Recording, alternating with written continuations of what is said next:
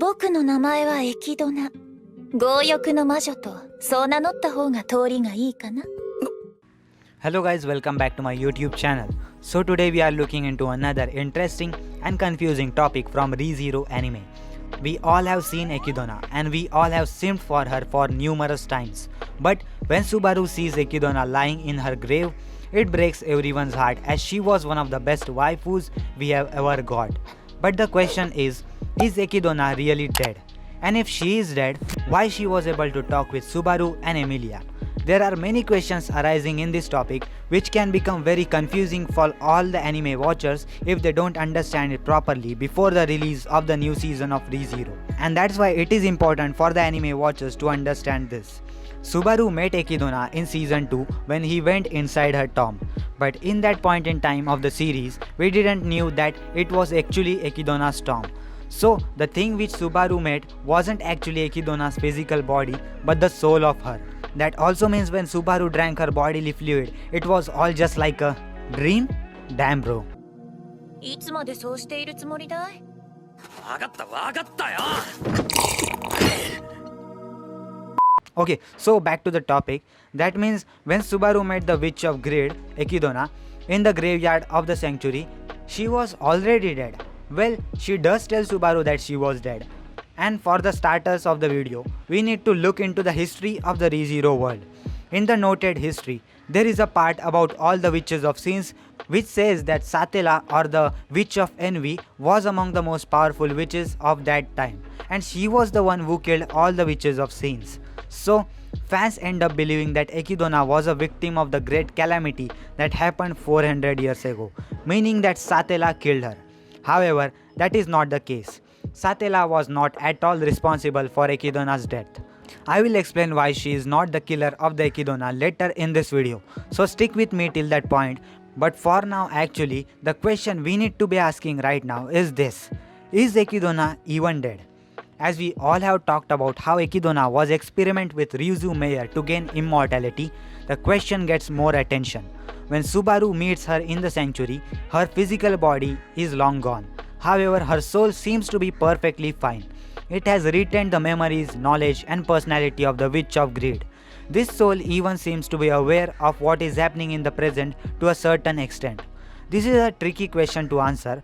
We could say that Ekidona did die, physically at least. Her body is peacefully lying in the tomb, but her soul somehow manages to exist for 400 years in the Dream Palace.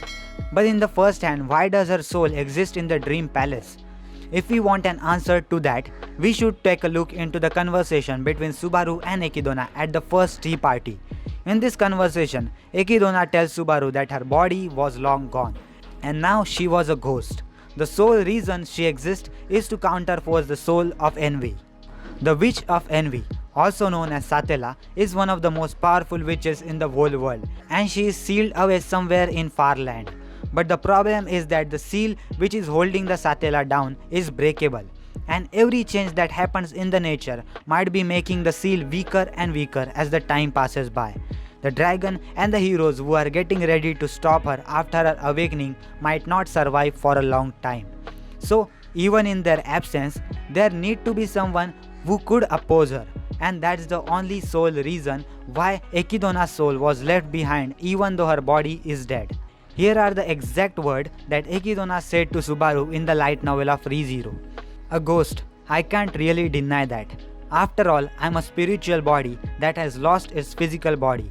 But now, as to why I'm here like this, well, it is as a counterforce. And that would be the most accurate answer, I suppose. This is what Ekidona told Subaru in the ReZero web novel. But then, this part was removed totally from the anime. So Tappei Nagatsuki, the author of the ReZero, either thought that this was too much information too early in the series, or he decided to change the storyline a bit. But let's consider that it was probably too much information too early. So that's why this might probably be revealed later in the series. Now that we all know one thing for sure, that Ekidona is not really dead. She just don't have a physical body now. So there are possibilities that we might see her in future again. Now we should look at the things in a different perspective now. Now what I mean by different perspective is, can Ekidona get a real body again? I mean, her soul is all good and well enjoying the tea in Windows XP's wallpaper. But can she be reincarnated again if she finds a suitable vessel? Let's back this up by looking at the experiments that were carried out by Ekidona on immortality. These experiments were carried out to validate if Ekidona can attain immortality by passing down her soul along with her memories and knowledge. And she came very close to achieving the results. In fact, after Ekidona's death, Roswell perfected this method of soul transcription. So we can say that whatever experiments Ekidona was doing on immortality was completed after Roswell's soul transcription. That means she can, yes, you guessed it right, she can be reincarnated if she finds a perfect vessel for her knowledge and wisdom. Okay, so warning guys, the following part of the video contains a particular scene from the light novel which is not shown in the anime yet. Watch it at your own risk. I think you made your mind to watch this video after all. Okay, so let's get into it. As I said, she can get reincarnated if she finds a suitable vessel, and something similar happens in the light novel volume 15. If you are an anime fan only, you might have noticed that Ryuzu Shima speaks or rather thinks in a different voice during her conversation with Emilia and the other Ryuzu copies in episode 23. Animation Studio is playing some Ericho Oda styled game here. It was actually the foreshadowing of what is gonna happen in the anime in the next or maybe next to next season. In the light novels, Ekidona has actually revived Ryuzu Meyer by transferring her soul into a copy. Well, the Ryuzu copies were actually created to be puppets for Ekidona's experiments. So, in a way, they finally served their purpose. So if we will see overall what has happened till now, we can conclude that Ekidona is not really dead and she got reincarnated into Ryuzu's body and she is calling herself as Omega now. Now we might not get to see Ekidona's kawaii face or Subaru drinking her bodily fluid again, but at least she is not dead now.